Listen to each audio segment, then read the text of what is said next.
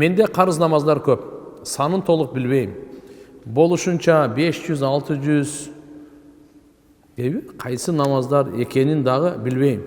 Қанчасын оқысам болады. Жана мен мұрда намазды сөзсіз ғұсыл менен оқуй екен деп білбейт елем. Ошолорду дағы қайта оқып шығышым керек пе? Ошо намаздар қарыз болып есептеледі. Мындай. Қарыз намаз қанша екенін білбесеңіз, бол жолды қыласыз. Мысалы, мен сұрашым мүмкін да сізден чымды деп, жашыңыз қанша деп. Сіз айттыңыз 40-қа шықтым. Машалла.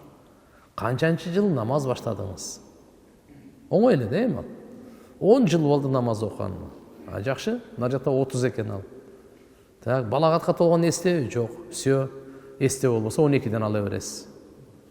Дағы 18 жыл қаза. Мысалы да, бұл жолда өлі шығара бересіз ал, оңой эле ал. Қалған Алла райымды, қалған оқи беріңіз, бисмилла депші. Ана қаза намаз оқығанға сөзі ғұсылдың керегі жоқ. Ғұсылғанда егерде түшір көп қалсаңыз, же аялыңызға жақындасаңыз, ошында анан ғұсыл болады. Ғұсыл дайым эле бола бербейді. Фарыз ошында болады. Албетте сүннет жумасына бір жолы жуынып қойыңыз.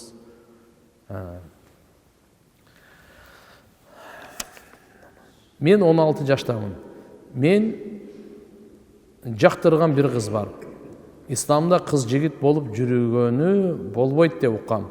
Ошол қызды қантип жақтыр басам болады. Ушуга дуа барбы? Жана ошол қызға белек бергенге ысырап болобу? Көзді сақтаңыз. Көз сақталсачы, ой да сақталат. Мей бар ғой. Көз сақтап алсаңыз, адамның көзі қаяқта болса, өзі ошақта болады. Ошоны біз ұстазды сабақ оқытқанда кейде ештен біреу кіріп алсачы, оқушылар ошақта қарап алатын еді. Аны ұршақ denedi. Қаяқта қарайсың? Алдында кітеп тұрса, ұстаз тұрса. Анан айтады, адамның көзі қайда болса, өзі ошақта. Сен сабақта емессің дейді. Бұл да бізге сабақта біреу келіп, азанға келіп қалады, тияққа келіп қалады. Аяқты қарамаңыз сіз. Асман түшіп кетсе дағы, бияқты қараңыз. Көзді сақтағанғач, намазда болчу.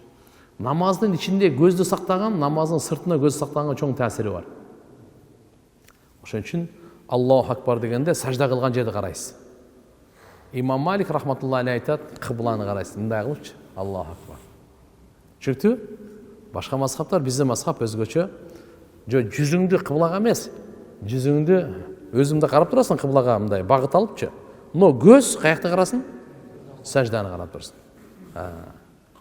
Андан кийин ушу көз саждада ошол жерде турсун да. Тияк бияктарды карай бербей, бияктан.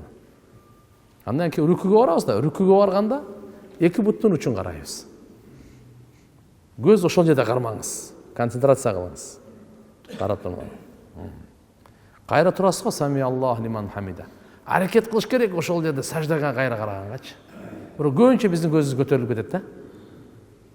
Караганычы ошол жерде караш керек. Саждага барганда мурунун учу каралат. Көздү жумбаш керек, көздү жумга макруh болуп калат. Бирок эгерде сиз пикириңиз чачыраса, көздү жумуп, макулбу, пикириңизди топтогонго уруксат, анда макруh да болбойт. Андан кийин аттахиятта отурганыңызда баланы кол алдыңызга аласыз го. Кээ бирлер жүрөгүн карайт. Кээ бирлер да башка жок, алдыңызда эле карайсыз. Түз эле алдыңызда карайсыз. Баланы кол алдыга отургандай эле алдыңызда карайсыз. Салам бергенде ийинде карайсыз. Бул жака салам бергенде бул ийинде карайсыз. Көздүн адеби ушул. Көп кийим алганы болобу, ахиретте канча акча көп кетирсең, ошончо жооп бересиң деп уккам. Менде көчөгө кийген 1-2 кийимим бар. Дагы алса болобу апамдын акчасына. Машалла. Алла разы болсун. Туура айтасыз. Мындай караңыздар да, зарылчылыкка жараша. Зарылчылыкка жараша кийим. Үйдө кызмат кылганга алышыңыз мүмкүн. Кышкы кийим болушу мүмкүн. Жайкы кийим болушу мүмкүн. Зарылчылыктан ашканын садака берген жакшы. İmam Malik rahmatullah aleyh tuуралуу айтылдар. Bir жылда 360 кийим кийчү экен. 360. Бирок ар бир кийим, бир кийим сабакка бир эле кийим кийет да, шакиртине берет экен. Эртеси күнү бир бул шакиртине. Бир эле кийим шакиртине берет экен ал. Аны ойлоп калдым да, 365 кол, неге 5 каяка кетти? Көрсө 5-и ал ихрам кийет экен да. Ажылыкта тигилген кийим кийсе болбойт да. Машалла. Аллахым баарыбызды зарылчылыкка жараша кийингенге, зарылчылыкты ашкан садака бергенге товфик берсин, а? Менин ата энем мусулман, карындашым байкем дагы мусулмандар. Бирок намаз окушпайт. Дуа көп, дуа кылып коюңуздарчы. Атамын аты Бакытбек, апамын аты Турсунай, байкем Нур Калый, карындашым Айке дейт. Мен дагы көбүнчө куптан намазды карыз болуп калам. Жок, андай кылбат. Алла таалам баарыңызга товфик берсин. Ата энеңизге, байкеңизге, карындашыңызга намазга бекем кылсын. Намазга бекем болойлу туугандар. Мен 22 жаштамын, 2-курста окуйм медреседе. Даватка чыгып жүрүп, медресеге тапшыргам. Бирок азыр иман алсыз. Үйгө келгенде багымдат намазга деле турбайм. Амал деле жок. Ошол себептен окугум деле келбей жатат.